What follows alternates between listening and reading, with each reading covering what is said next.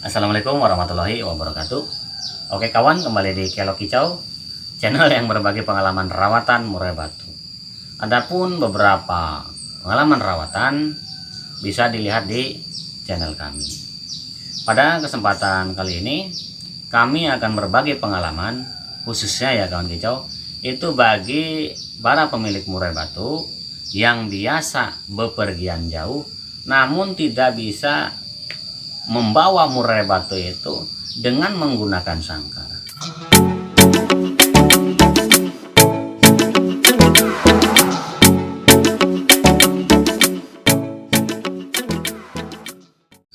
Jadi di sini kami akan berbagi pengalaman pribadi kami khususnya untuk kawan kita semua ya yang tidak bisa membawa murai batu itu dengan menggunakan sangkar. Jadi di sini kami menggunakan karton ataupun kardus ya kan kicau ketika akan membawa murai batu kami pribadi. Untuk tahap awal ya kan kicau, jadi kita bisa mencari karton ataupun kita bisa gunakan kardus ya, alternatifnya ya itu seperti ini ya kan kicau. Terlihat kamera? Oke. Jadi seperti ini ya kan kicau. Jadi kita bisa gunakan media kardus ini untuk membawa murai batu. Jadi seperti ini. Untuk tahap awal kita dari segi pemilihan nih, kita gunakan kardus itu karton ataupun kardus ya. Jadi kita untuk tahap awal kita lihat dulu dari segi ketinggian itu sendiri, lebarnya juga, panjangnya juga. Jadi diusahakan jangan terlalu tinggi ya kan kicau. Jadi apabila terlalu tinggi nih dari segi kartonnya ya ataupun kardus, sepengalaman kami pribadi, apabila terlalu tinggi segini aja gitu ya, itu murai batu itu nantinya akan loncat-loncat ketika di dalam media kardus ini ya kan kicau. Untuk selanjutnya kami di sini menggunakan ventilasi ya, supaya ada udara yang masuk ketika murai batu kita ada di dalam, dia bisa menghirup udara dengan baik. Jadi harus selalu ada ventilasi. Ventilasi kita gunakan di atas. Minimal setiap sudut ini ya satu gitu ya. Jadi ada dua ataupun dalam kardus ini ya semakin banyak juga ya semakin bagus. Namun jangan di bawah. Diusahakan ventilasi udara itu di atas ya kan gitu. Seperti ini. Untuk selanjutnya, karena memang membawa murai batu dengan menggunakan media karton seperti ini, kita juga harus menyiapkan lubang untuk tangan kita masuk ataupun ketika memasukkan itu jangan terlalu lebar. Apabila nanti terlalu lebar itu juga membahayakan kita pribadi ya, apabila murai batunya itu nanti keluar gitu. Jadi kita usahakan hanya masuk tangan seperti ini saja, jangan terlalu lebar. Untuk segi penutupan seperti ini bisa ini kita tutup. Bila perlu ini kita kasih pegangan di sini buat untuk membukanya seperti ini. Nah, gitu. Oke. Nah, selanjutnya kita bisa tutup seperti ini. Ketika murai batu sudah masuk. Untuk selanjutnya ya kan kita tahap selanjutnya. Kita kan sudah membuat ataupun memilih karton ataupun kardus media istilahnya alternatif media untuk membawa murai batu kita bepergian jauh. Khususnya bagi para boleh dikatakan pemudik ya kan kita. Sepengalaman kami pribadi ya menggunakan karton ataupun kardus.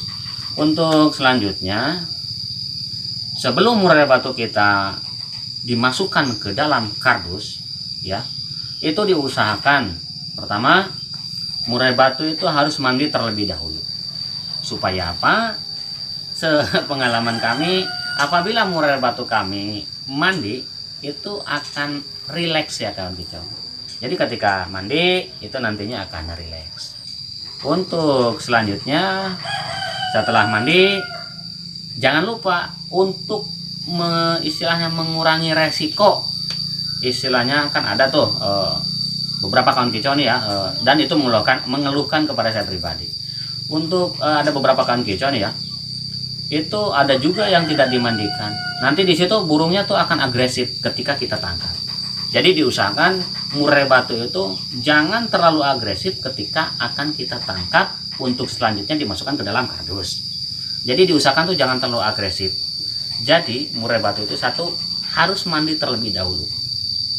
setelah mandi, sepengalaman kami pribadi, itu burung tidak dimasukkan ke kandang bulat, ataupun burung itu tidak dimasukkan ke kandang ataupun ke sangkar murai batu. Tetapi kami di sini, ketika murai batu kita setelah mandi, kami masukkan ke kandang kotak. Boleh lah ya Kawan Kicau, itu menggunakan kandang kotak nomor 2 ataupun nomor 1 yang agak leluasa. Boleh ya, menggunakan sangkar nomor 1 ataupun nomor 2, namun sangkarnya sangkar kotak. Fungsinya untuk memudahkan pemilik murai batu seperti kami, yaitu memudahkan dalam menangkap dan tidak terlalu agresif. Untuk selanjutnya, ketika di dalam sangkar kita kasih jangkrik ya Kawan Kicau, itu saya pribadi di sini menggunakan jangkrik itu supaya murai batunya itu istilahnya kenyang dalam perjalanan ya. Itu saya pribadi memberikan jangkrik itu kurang lebih 15. Semampunya murai batu itu memakan jangkrik berapa gitu. Karena memang pengalaman kami pribadi dalam memberikan porsi harian jangkrik itu selalu 5. Pagi 5, sore 5 itu untuk murai batu dewasa. Untuk selanjutnya, karena memang akan bepergian jauh, ya memang tentunya murai batu itu harus direk. Ketika setelah mandi, masuk ke dalam sangkar, selanjutnya memakan jangkrik, kita bisa gantungkan terlebih dahulu ya, supaya murai batu itu nyaman terlebih dahulu. Setelah nyaman, setelah murai batu itu bisa istilahnya kondisinya sudah mulai benar-benar rileks, setelah istilahnya dimandikan ya, itu kita bisa tangkap. Namun ketika penangkapannya itu kita harus hati-hati, jangan terlalu tergesa-gesa ya Kawan Kicau, karena memang sangat berbahaya sekali. Karena memang istilahnya, ini juga ada istilahnya dari teman mengeluhkan murai batunya itu lepas ekornya. Jadi seperti itu ya, kita bisa menangkap murai batu itu dengan perlahan, jangan terlalu tergesa-gesa. Ketika sudah kita tangkap, kita bisa langsung masukkan ke dalam kardus. Jadi seperti itu ya Kawan Kicau, ketika penangkapan itu memang harus rileks. Oke kawan, untuk selanjutnya ya, tahap yang kedua, ketika kita sudah sampai ke tujuan, jangan lupa kita siapkan dulu nih ya sangkar murai batu ya, itu sebaiknya itu dibersihkan terlebih dahulu untuk nanti kita bisa memasukkan murai batu ke sangkar kita. Khusus ini kita karena memang sudah nyampe ke tujuan ya Kawan Kicau, itu sebaiknya kita menggunakan sangkar bulat ya, sangkar khusus murai batu. Ketika dalam penangkapan ya, ketika kita akan dalam pengambilan ya, ketika kita akan melakukan pengambilan ke dalam kardus, itu sebaiknya kita buka perlahan. Jangan sampai istilahnya si kardus ini, istilahnya media karton ini, kita terlalu tergesa-gesa ataupun kasar dalam memperlakukannya. Jadi kita harus benar-benar rileks ketika akan melakukan pengambilan murai batu di dalam kardus. Kita perlahan, tangan kita tentunya masukkan ya ke dalam kardus. Perlu diingat, ketika tangan kita masuk, yang kita tangkap itu bukan ekor, bukan sayap, tetapi bagian di sebelah sininya ya Kawan Kicau, di apa istilahnya kayak punggung dekat kepala. Punggung dekat kepala kita bisa tangkap seperti ini, masuk. Nah seperti itu ya Kawan Kicau. Jadi diusahakan itu serileks mungkin.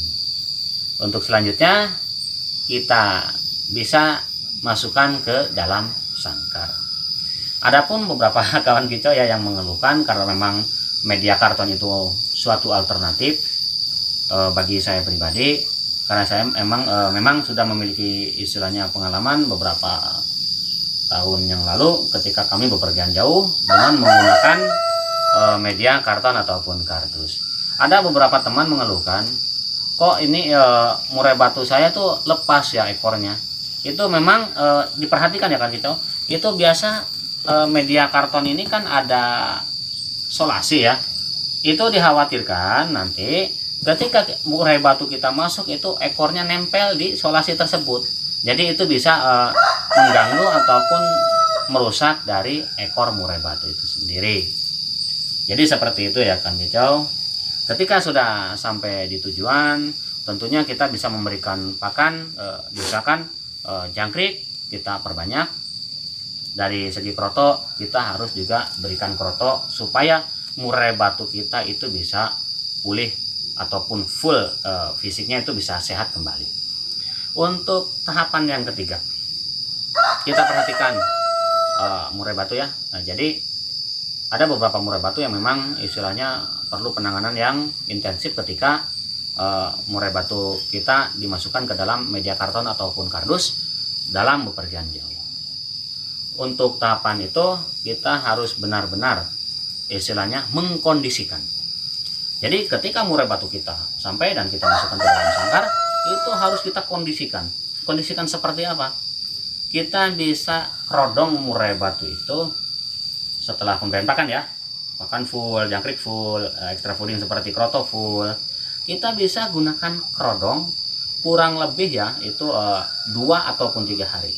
Jadi murai batu itu jangan sampai dijemur terlebih dahulu. Nanti setelah murai batu itu kondisinya udah benar-benar pulih, udah benar-benar dia udah bisa mulai bunyi kembali, itu baru bisa kita lakukan ya harian seperti pengembunan, penjemuran ataupun pengumbaran.